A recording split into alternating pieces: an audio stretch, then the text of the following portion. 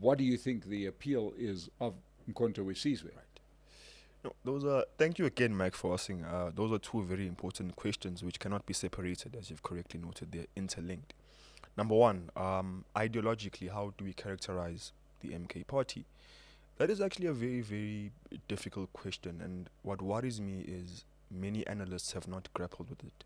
They want to attach easy labels, oh, communists or leftists. No, MK is very unique, and it tells us a broader story about the African continent. But again, I mustn't digress. For me, the MK represents a mix of a number of things. What I'm seeing is not a Marxist party, but a party which ideologically actually falls on the right of the spectrum, number one. Number two, I would characterize it as a neo-feudalist, monarchist, and I also see some elements of ethno-nationalism as well, as you correctly point out. But they certainly aren't leftists. And the reason why I'm saying this is because nationalists, Mike, on the African continent, and I think even if you haven't said this directly before, nationalists on the African continent aren't Marxists in the true sense. They're not Marxists in the true sense. But they understand the power of weaponizing or using Marxist language to further their objectives or to position themselves as champions of the working class or poor black people. So their strategy has always been to masquerade as champions of the people. We represent black people, poor black people. But when they come into power, they always centralize the power. So even if they nationalize industries, the dividends of the industries don't go to them. Yeah. They only go to them and not the people. So African nationalism is dangerous in the sense that it isn't revolutionary, but it co-opts revolutionary language. And what you end up having is a petty bourgeoisie class like we have in South Africa, which uses the state as an instrument of wealth accumulation. I mean, Zuma and them want that. They want that essentially. But they use radical language to mask those intentions. But at their heart, they are a neo-feudalist, monarchist, and ethno-nationalist party. What they want to do is to replace constitutionalism entirely. I mean, they are against the constitution. They want to replace the constitution and essentially take us back to a system where traditional leaders have unfettered power over us. That's what I see. As to what gives them that appeal, which is again tied to that. Number one, the ethno-nationalism is a factor. I mean, this is a Zulu Nationalist Party, in my view. And I do think that for some Zulus, there is an appeal towards a party which represents them as a specific ethnic group. So that's one factor, ethno-nationalism. The second factor, which I think many people aren't looking at, is the rise of what I call anti-establishment politics. We've seen this, in fact, it's a global trend. We've seen this in recent years with the rise of populism, with the right wing or left wing, where people have become disillusioned with traditional politics, and they're looking for alternatives or people who are seemingly providing alternatives to what they're used to, So in Ukraine, it was Zelensky. In America, it was Trump, and in other parts of the world, there were other people as well.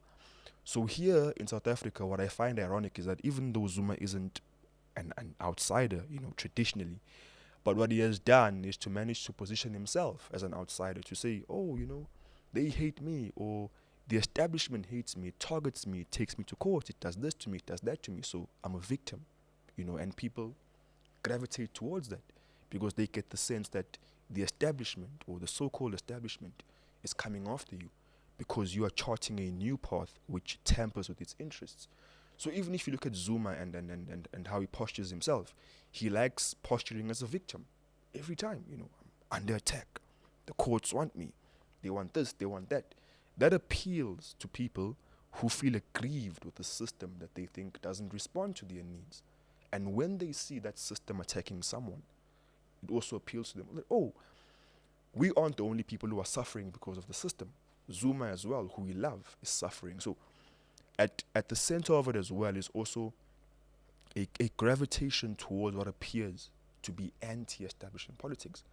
But the irony is MK isn't anti-establishment. It is a part of the establishment. Zuma himself is a part of the establishment. But what they managed to do is to position themselves as being outside it. And that does very well. It worked for Trump, and it's worked for many others in the world as well.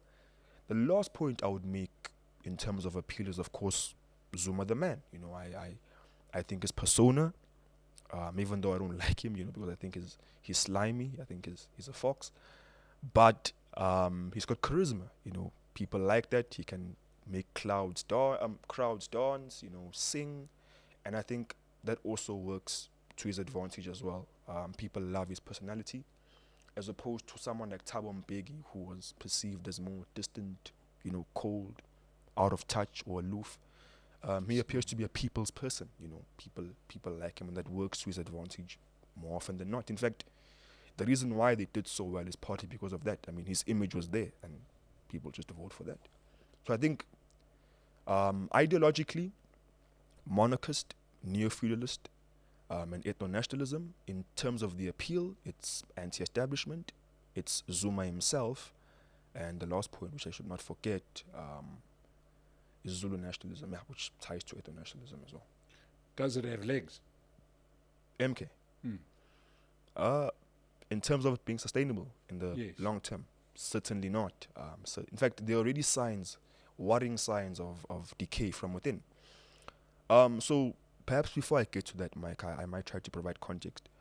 What three demons devoured the ANC, as Mashele always says, even when he's here? It's corruption, factionalism, and a crisis of leadership. So as it stands, I'm already seeing those three things in the MK. Number one, there's infighting. They'll try to deny it and say, no, it's counter-revolutionaries from outside doing whatever, but there is infighting. In fact, the infighting I'm seeing is between Floyd and the daughter of Zuma, Duduzile. There's some serious tension there, which I'm seeing, and which in my view, should anything happen to Zuma, I'm not wishing it happens to him, but should anything happen to Zuma, it'll bubble over, and there will be a very bitter struggle for power in that party. So the first demon I'm seeing is factionalism. And the other thing about factionalism is you have people coming in from all over the place. ANC, this, that, because they can see that, oh, this is a gravy train. But what that creates in the long run is friction within the party, because you have all these different people, different politics, different cultures who are clashing in there. So definitely factionalism, I can sense a whiff of it already in the party. Number two, corruption, which destroyed the ANC as well.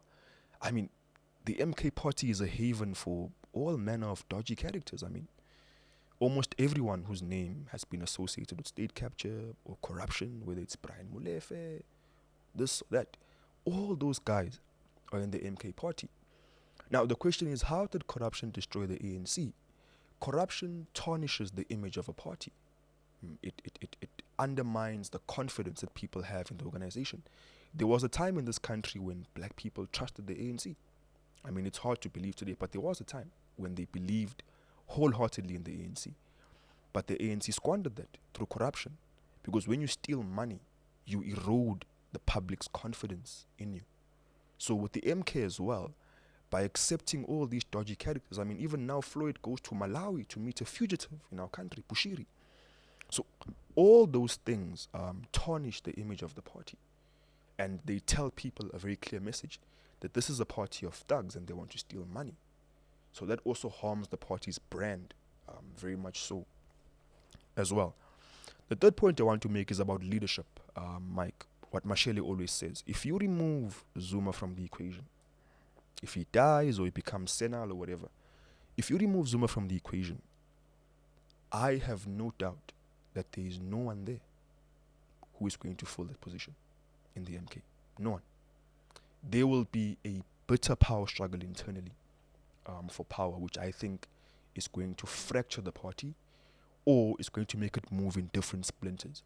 But my point is that the leadership crisis lies in there not being someone who's going to take over after Zuma. Because the daughter I can see, she sees this thing as some family heirloom. You know, it's my dad's party. When he dies, I'll take over.